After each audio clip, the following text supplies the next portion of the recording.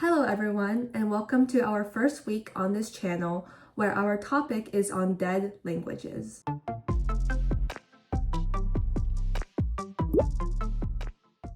Let's begin with some definitions. Contrary to popular belief, dead and extinct languages are not the same. A dead language has no living native speaker, but traces of it can still be found in other languages or is still used. Examples include Latin or Sanskrit. Whereas an extinct language has no living person who can speak nor understand it, like Sumerian. Endangered languages are a language at the risk of extinction. Language death is when a community no longer passes on the language to their children, usually signified by the passing of the last native speaker who naturally learned the language as their first in early childhood. But if the language has been well documented, it may be termed that the language has gone to sleep and will be reawakened later. There are around 7,000 living languages that are spoken on planet Earth, thousands of which are endangered. UNESCO refers to this chart to classify the endangerment status of languages. Almost as proof of how language breathes life, we see a lot of the terms we use to describe the status of languages similar to how we would describe the environment. We use terms like endangered, diverse, extinct, etc. However, one crucial difference to note is that languages dying is not a natural phenomenon. Rather, it is a socially and culturally driven one, usually by some external pressure. Perhaps the biggest challenge to the survival of languages is globalization. This need to trade and communicate with people all over the world creates lingua franca, these bridge languages like English. With it, not only do countries become more homogeneous, but the world as well. It becomes sort of a positive feedback loop. When people don't use the language, the value declines. And when the value declines, people won't be encouraged to use the language in their daily lives. And on goes the cycle.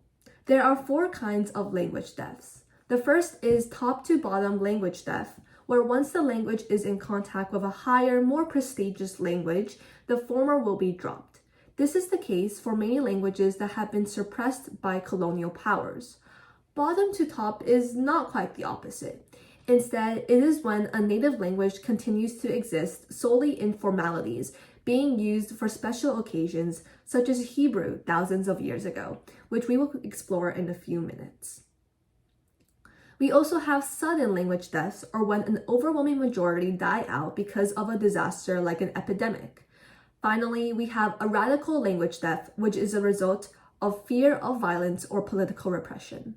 Revitalization efforts are possible for every group of people, but the scale varies for each by the size, training, and resources.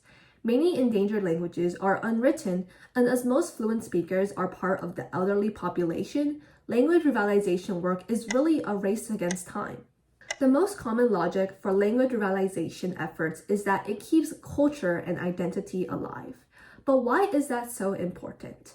As the world becomes more interconnected, we want to retain certain parts of identity to distinguish ourselves from the next person. At least that's my opinion. Many languages provide us with specialized knowledge such as medicine, as well as a unique worldview. Words can be named in some, but can only be roughly described in others. Things get lost in translation. Learning languages allows for human understanding because it unites people. It is why several governments in the earlier part of the 20th century imposed boarding schools to assimilate indigenous people, including in the United States and with the Uyghur people in the Xinjiang region of China.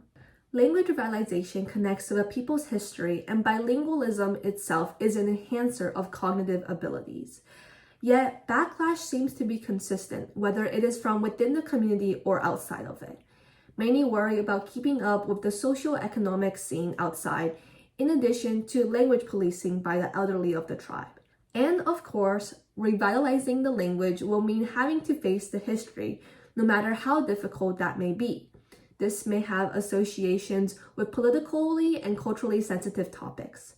One such case is Sanskrit, whose revitalization efforts have been controversial. Sanskrit belongs to the Indo-Aryan branch and arrived in India with the Aryan migration. It is significant in many literary texts and religions, including Buddhism and Hinduism, with its melodious quality with a strong emphasis on sound and pronunciation. Sanskrit has a very complex grammar system, and learning was often reserved for the elites. Some see this revitalization effort as a jab by the nationalistic far-right attempt to suppress the linguistic minorities. Still, there may be hope for revitalizing classic ancient languages. Hebrew is one example.